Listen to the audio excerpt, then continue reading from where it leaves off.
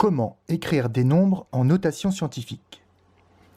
Avant de commencer, voici quelques remarques sur les puissances de 10. 10 puissance 2, c'est 1 suivi de 2 zéros. 10 puissance 3, c'est 1 suivi de 3 zéros, etc. Partons d'un exemple. 8000, bien c'est égal à 8 fois 1000. Mais 1000, c'est aussi 10 fois 10 fois 10, que l'on peut noter 10 puissance 3. Donc 8000, c'est 8 fois 10 puissance 3. Voilà la notation scientifique de 8000.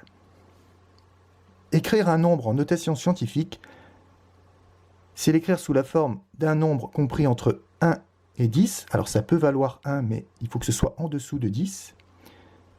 Multiplié par une puissance de 10, où n désigne un nombre entier.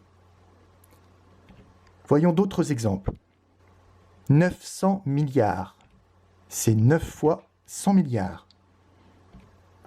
On peut remplacer 100 milliards par 10 fois 10 fois 10. Il y a autant de 10 que de 0. Il y en a 11, donc on peut remplacer 100 milliards par 10 puissance 11. Voilà la notation scientifique de 900 milliards.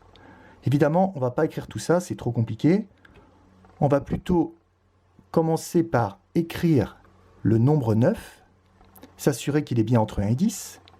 Et pour trouver l'exposant, on va compter tous les chiffres jusqu'à l'unité. Donc le 11e chiffre, on écrit 11. 5 400 000. On commence par écrire 54 et on va placer cette fois une virgule de façon à ce que ce nombre soit bien compris entre 1 et 10. Et maintenant, on va compter tous les chiffres après 5 jusqu'à l'unité. Il y en a 6, donc c'est 5,4 fois 10 puissance 6. Pour 211,5, il y a un petit piège puisque là on a une virgule. On va écrire tous les chiffres, placer la virgule de façon à ce que 2,115 soit bien un nombre entre 1 et 10. Et pour trouver la puissance de 10, on va compter tous les chiffres jusqu'à l'unité. Donc il ne faut pas compter les 5. Il y a 2 chiffres, donc c'est 10 puissance 2.